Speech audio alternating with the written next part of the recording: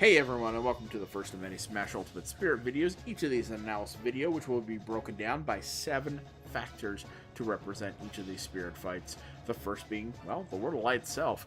Location is everything, and these fighters are mostly placed in locations that match the location in the World of Light. This doesn't apply to Spirit Board fights, but that's a later discussion. The choice of fighter is a very big choice since you're, well, going to be fighting this character. Sometimes they're from the series that the spirit is from. Other times they just share a feature or characteristic that really makes them a good choice. The rule set is what makes each of these fights feel like you're fighting these characters. And so you're not fighting Kirby, you're fighting a Bandana Waddle Dee. And that's the kind of rules they can throw in there, from everything from metallic to super armor to gravity rules.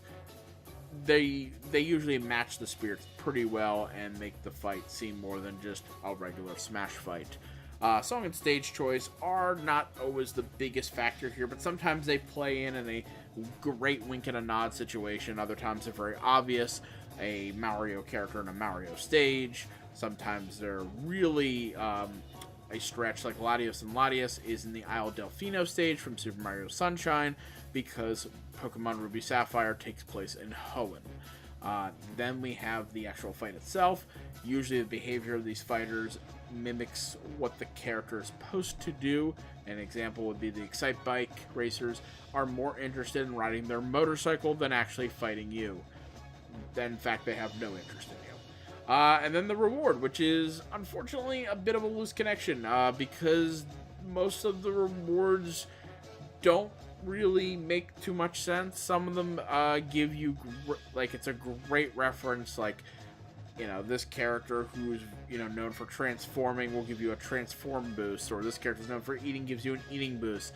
And then there's other times it's like, here's a child character and the ability is you get a ray gun in battle, but their series has no guns in it. So it's kind of a toss-up. The first spirit of the game is Smoky Progg. Who is this weird-looking frog? The Progg is actually the secret boss of Pikmin 1, hanging out in the distant spring. He's a very hard boss where you have to, even to reach him, go across a pond with blue Pikmin and reach his giant egg. You smash it, and then he goes wild, heading straight for your base.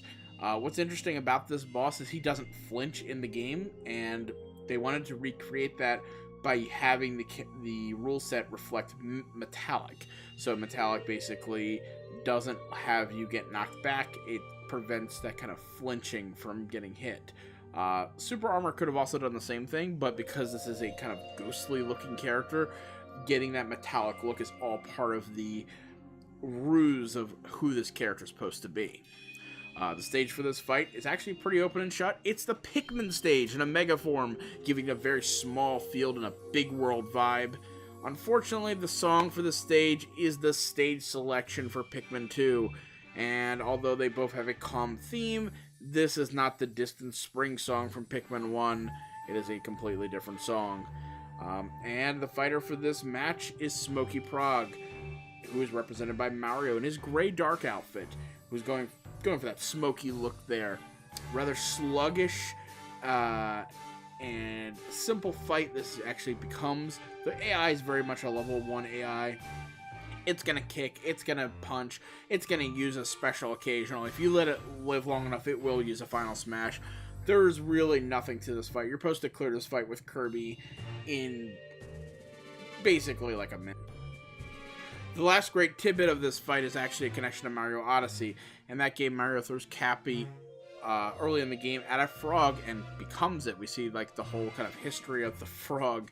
A year later, things have come full circle as the frog spirit, when Galeemus destroyed the world, has now taken over Mario's body. That's a big difference.